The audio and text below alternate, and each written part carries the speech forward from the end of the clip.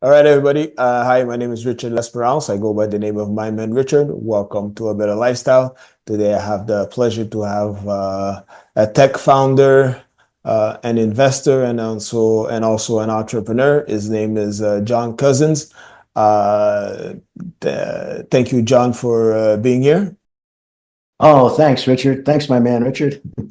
No problem. It's my pleasure. So, as we discussed before we record, I press the record button. We're going to talk about corporate finance 101. So, for people who are aspiring to be entrepreneurs or even beginners and seasoned entrepreneurs, so you guys could get some nuggets out of this episode.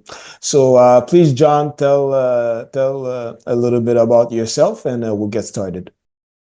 Oh, thanks, Richard. Yes, well, my career arc has basically been from electrical engineer, basically, to a entrepreneur to an investor. And those that kind of things is sort of a natural arc, I think, for people. Start out in a technical field, and then start realizing, oh, maybe I could invent something or create a product or something or service that other people would like, and then I can sell it, and so then you become an entrepreneur. And part of that also is that I'm just not that good working for other people and sitting in an office or whatever, and being directed in those ways. I like to be self-directed and follow things that I'm curious about. So that was another reason why I wanted to become an entrepreneur.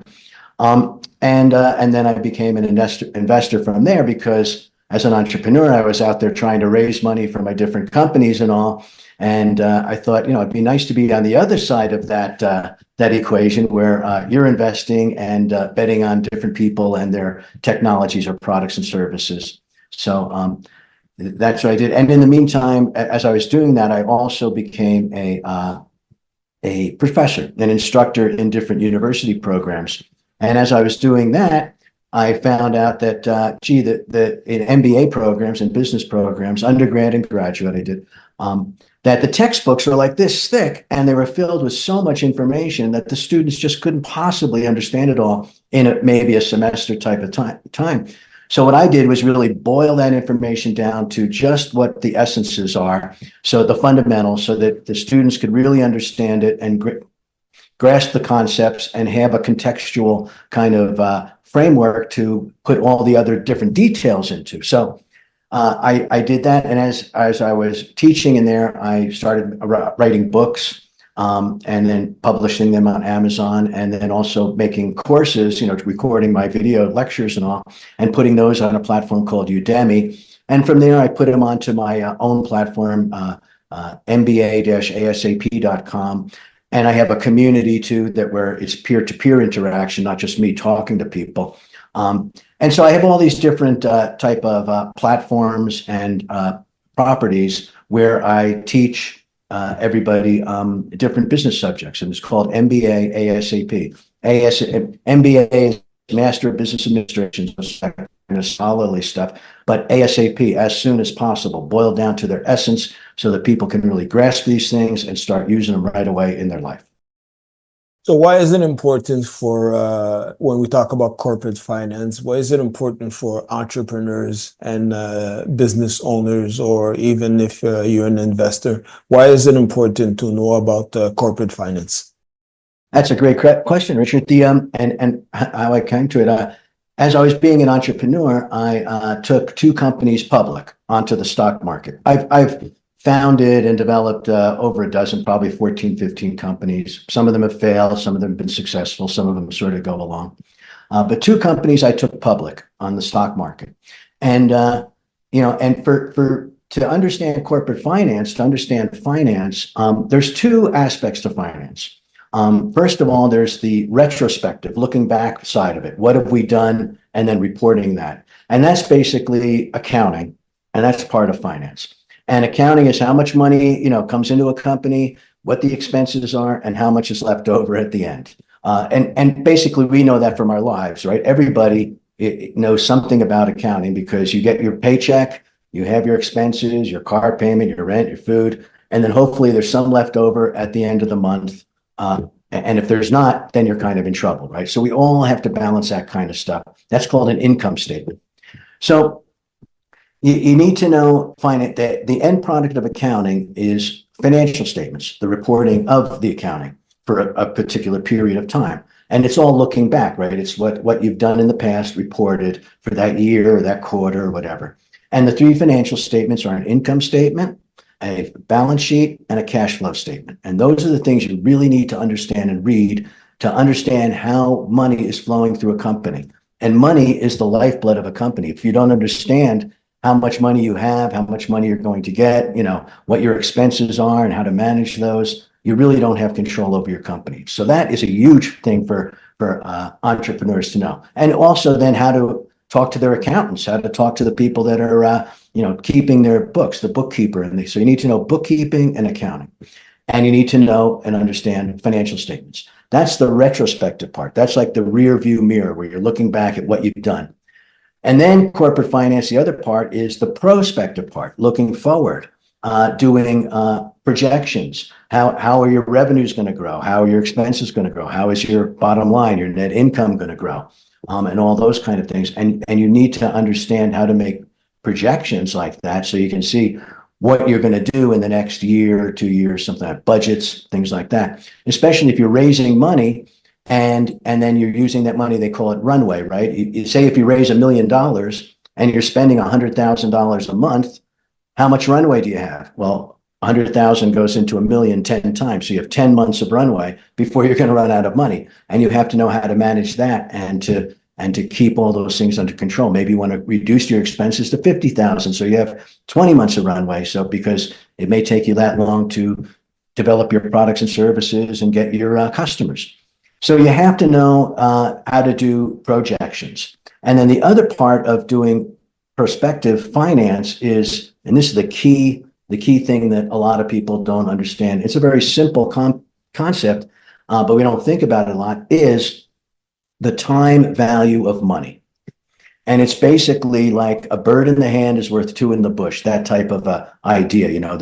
There's risk. You have this bird that you have in your hand, two in the bush, you might get two, but they might fly away and you might not get them. And that's basically risk, right? And so there's risk in money in the future. You might say, well, I project that I'm going to get $2 million next year, $1 million this year. I'm going to, my revenue will be $2 million next year, but that's risky. How do you really know that you're going to get those new customers and it's going to take you that amount of time? And usually things, you over anticipate by half and it takes twice as long in many cases, right?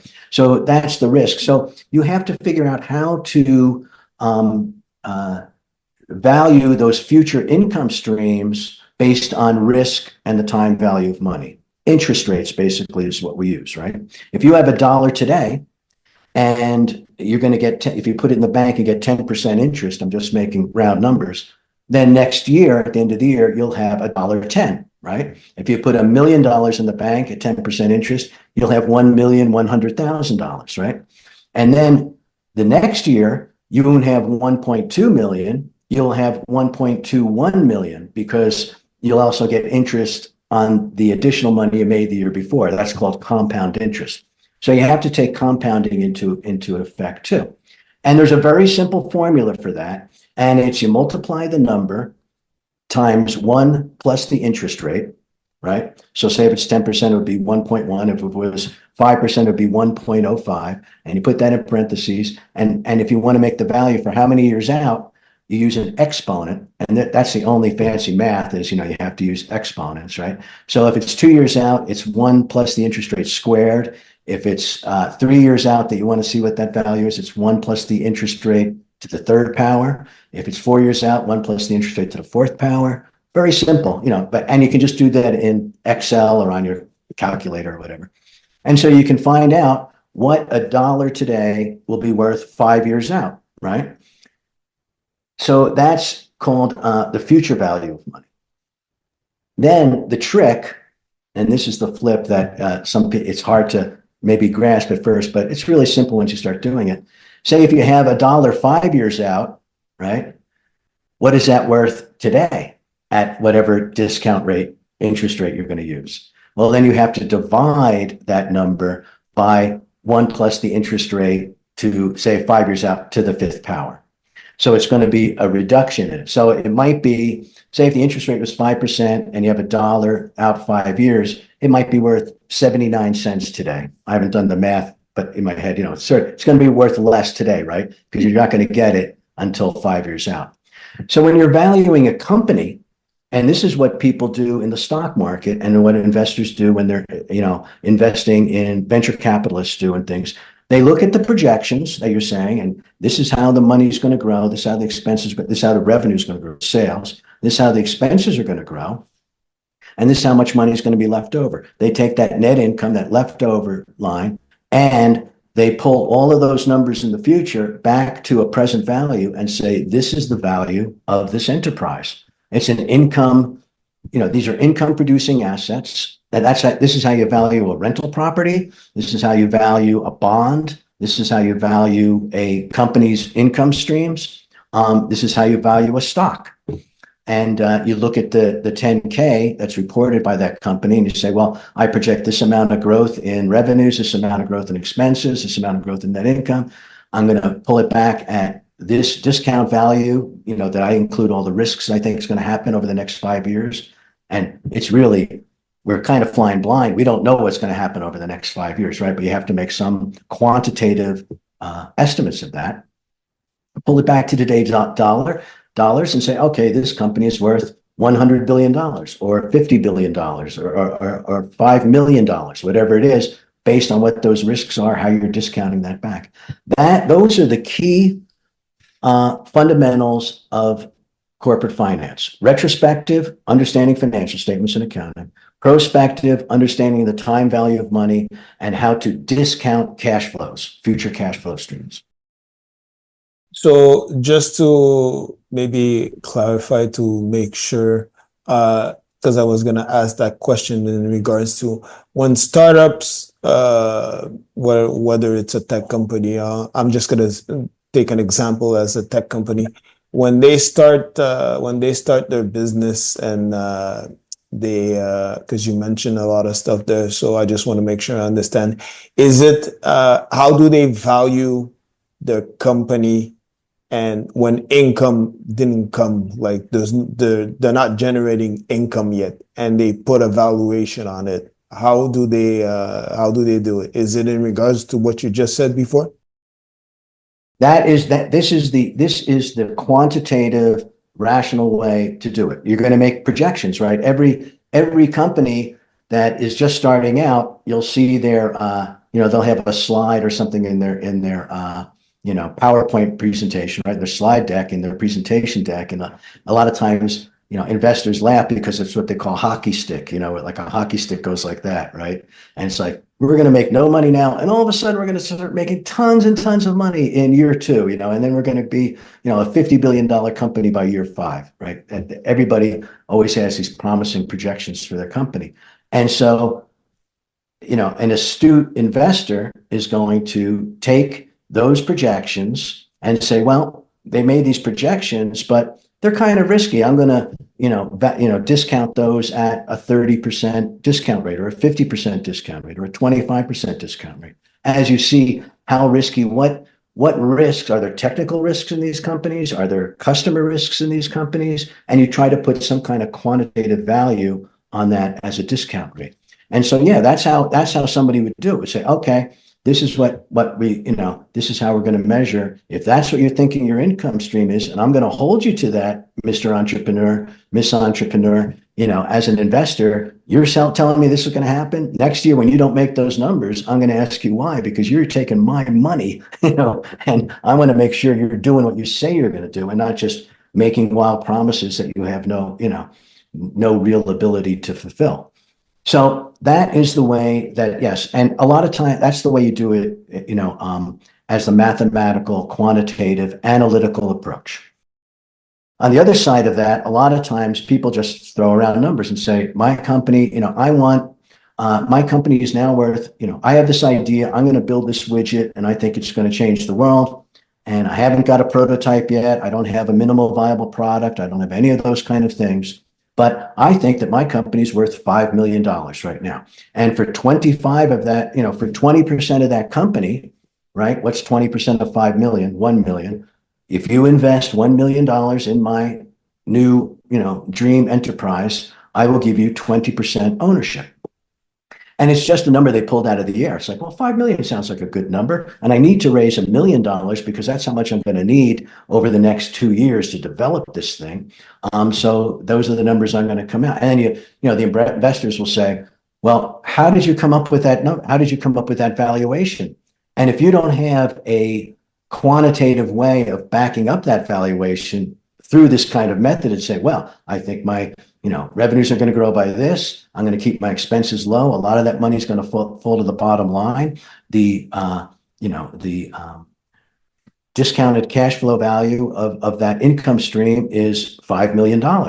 And then you can show all your assumptions, and then the investor can say, those are good assumptions. I agree with them, and I'm going to give you that $1 million because I believe your company is worth $5 million. Or they may say, I think your expenses are going to go up much more than you think, and not as much is going to fall to the bottom line. I think those revenues are going to take you 6 months longer to start to achieve than you think. So that's going to impact this value. And I think your company is only worth 3 million. So I will give you, 20% of 3 million for the 20% of equity in the company.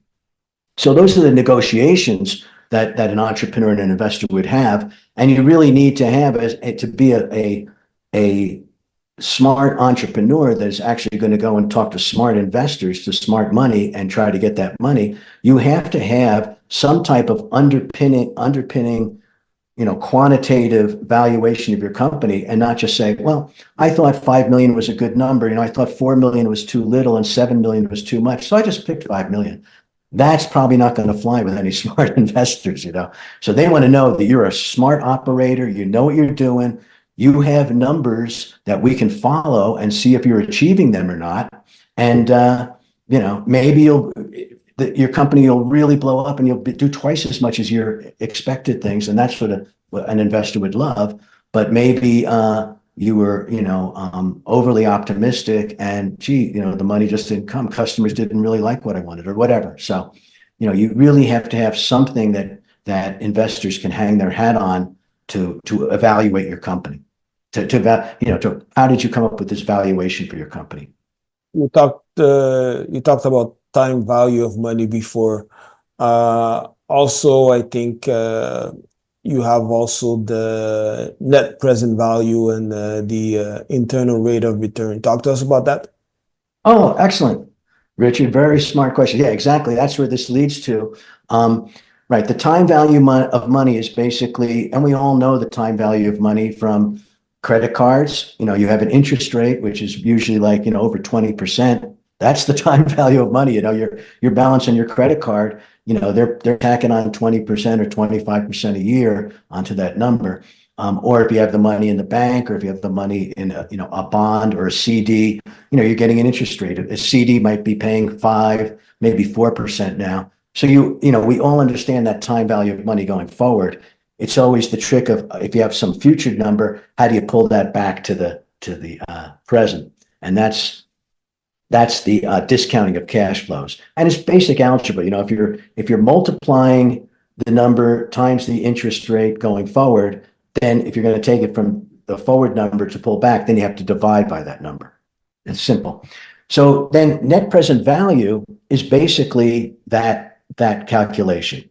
It sounds like a fancy thing, but it's basically taking all those future income streams, say what you're going to make in year 1, what you're going to make in year 2, when in year 3, 4, 5, 6, and then you come up with a terminal value to say how much I'm going to make into the future forever. And that's so you have those numbers, and then you pull them all back to a present value number, and that present value number, say that present value number comes out to be $1 million. That's how much, and then for net present value, what you're doing is saying, okay, for any project in any company, what they're going to do is compare how much money we think we're going to make from this project to how much it's going to cost us, right? And then the cost may be to, say, if you're going to make a power plant, right? You're a utility, and it's going to cost you $2 million to make this power plant, and it's going to service this, area, and the revenues from the people paying their electric bills, is going to be this over time, and that all adds up to, with your discount rate pulled back to the present value, $1.5 million. Well, if it costs you $2 million to make it and you're only going to get the present value of $1.5 million, is that a good deal? The answer is no, right? Because it's going to cost you more than you're going to get in return. So any financial decision that you're going to make, that a company's going to make, is going to be based on is the net present value, is the cost today, is the amount of money we're going to make in today's dollars, present value of that future cash stream, is that more than what it's going to cost us today? So if you analyze it and say, well, we're going to make $4 million in revenues over the next 20 years from this power plant, and it's going to cost us $2 million today. Cost $2 million, you're going to make $4 million. It's going to be over 20 years, but the present value is $4 million. Then it's a good deal, right? It has a positive NPV, net present value, of 2 million. The cost subtracted from the present value of the future cash flow streams. So that's what net present value is. It's just a way of, when you do that present value calculation based on the time value of money, you get that number and you compare it to the cost. How much is it going to cost you?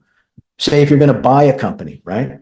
If you're in a private equity or a mergers and acquisition thing, and you look at this company and you have all your analysts, calculating all the numbers for all the revenue streams to this. Say Google's going to buy a company, right? And they're going to look and they're going to say, well, we think that we can take this company, and with all our other expertise and with our markets and stuff, right now it's valued at, these income streams, the revenues are going to make, is valued at $200 million.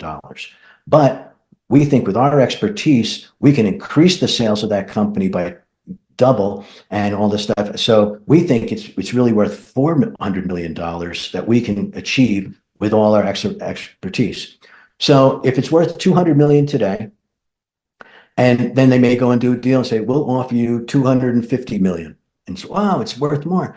And they get it for 250 million, and they can make 400 million, then they've done a good deal. So that's how people think about all income producing assets, anything that is throwing off money, which from, rich dad, poor dad, or any of those kind of ideas, those are the kind of things you want to invest in. Those are the kind of things you want to do, is something that's going to throw off cash. Say it's a rental property, right? You buy a house for $250,000 and it makes you, $2,000 a month in rent.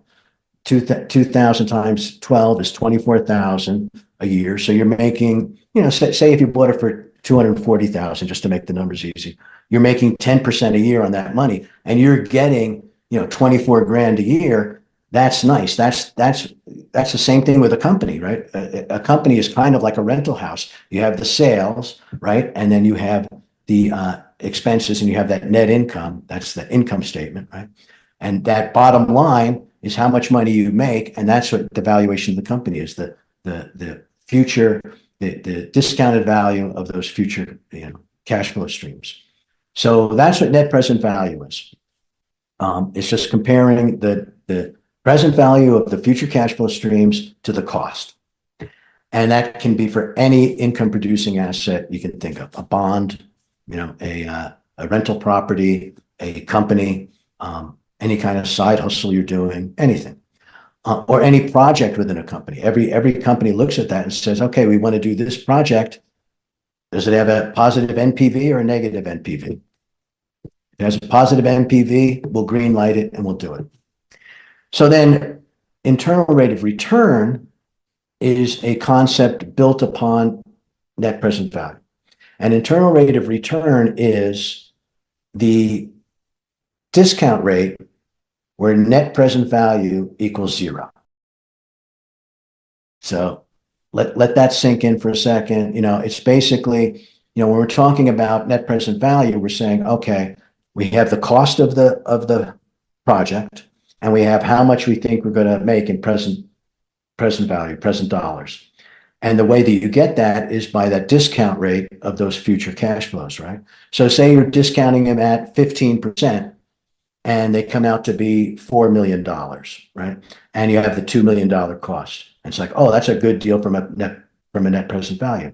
But then what is the internal rate of return that's going to drive down that net present value to $2 million. So it's the same as the cost.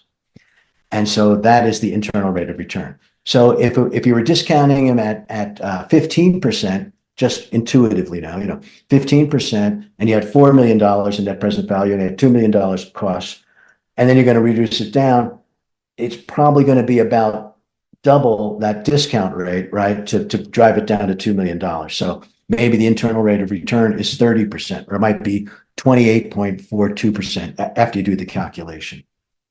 The interesting thing so how you have to do that, there's no formula. There is no formula for internal rate of return. Present value, simple formulas. Internal rate of return, there's no formula for that, or no one's made a formula yet. Maybe some brilliant finance mathematician will in the future. But basically how you have to do it, it's guesswork. You say, well, 15% is making it $4 million. How about if I do it at 50%? Oh, then it's down to $1 million. That's too low because I'm trying to get to the $2 million. So then you guess, well, maybe it's more than 15 and less than 40. So it's maybe 23%. Oh, that's still too high. Well, how about 39%? And then, and then you keep, it's called iteration. You keep guessing until you come to the exact number. You converge on that number. And, that can be very complicated. In the past, it used to be really difficult to calculate internal rate of return. Say back in the 60s or 70s or 80s, you'd have to sit there with a calculator and keep guessing and finding, no, this number's too high, no, that's too low, this number's too high, and then little by little come to this number. And it could take you all day, And but Excel and calculators now, but Excel or some spreadsheet program, the spreadsheet program that Google has, I think it's called Pages. Any of those spreadsheet programs now have a function called internal rate of return, and you put in your numbers, and then it'll do that iteration super fast. Do 5 million calculations in 3 seconds or something, and come to that number really quickly. So internal rate of return has only become a meaningful tool, analytical tool, since spreadsheets. And, the first spreadsheets were like VisitCalc and Lotus, and those that came out in the late 1980s, 1990s. And then basically Excel and the Microsoft, package, Office package took over, and everybody uses that. But it's interesting, yeah, that there's no real formula for that. It's just hit or miss guessing until that you converge on that number. So that's NPV and IRR. And those are the analytical tools. That's how business people make smart decisions. You have to come up and you show all your assumptions, right? You have to quantify every aspect of this, come up with your numbers, and then you can show those numbers. Here's what I'm thinking about for my discount rate. And that's because I think these risk premiums need to be incorporated, and you make the stacking of that discount rate. And here's what I think my projections are for revenues. Here's my projections for expenses. Here's my projections for net income. And you make all those, you have all those assumptions, and then you can show that to anybody, and then they can, your bosses and things, or investors or whatever, and then they can make decisions of, yes, that's a good deal, or no, it's not. And when you go through it in that way, and you have all that stuff saved in a spreadsheet, then if things go south, they can't really blame it on you, because, it's like, well, we talked about this, you agreed, we're all in on this. Here's the assumptions that were made. We can look at them again, and here's what happened. But, that way you're making decisions that are quantitative, rational, and that are protected by that process, because you can go back and look at them later if things don't go the way that you think. Thanks, John. I have more question. I think we're gonna have to do a part 2 if that's okay with you, because I want to talk about ratio analysis, EBITDA, risk and return, and all that. So I have the questions. Fantastic. Oh, great. Yeah, those are all good ones we can talk about. Yeah. And Yes. it'll be very helpful to your audience, or helpful for everybody. Needs to know these things. This is financial literacy, so you can operate in in our capitalist society, yeah, anywhere, you know. Yeah. Yeah, financial literacy is really the key now for well, it was necessary before, but it seems like it needs to be more necessary as we go, like day by day and each year, like you know. All right. Where can people learn more about you and follow you? Oh, thanks. Well, I am on all the different, social media accounts, LinkedIn, Facebook, TikTok, Instagram. I have a Substack newsletter and a LinkedIn newsletter people can get on. My website is www.mba-asap.com. And that's probably the best place to go and just find out about me. I've got a bunch of books that are available through Amazon. I've written 61 books, so I got a whole bunch of books on all these subjects. I just started a series of books like that called ASAP, sort of like for dummies, that kind of a series name. So I have a bookkeeping ASAP, accounting ASAP, financial statements ASAP, and corporate finance ASAP that sort of stack on each of the things, the skill sets that we've just talked about. And then I have books on marketing and strategy and all that too, and courses on Udemy on all those kind of things under the moniker MBA ASAP. So if people just Google John Cousins, just like your relative's name, Cousins, and MBA ASAP, I'll come up and they can find me pretty easy. And I'll give you all my channels if you put that in the show notes or Yeah. something.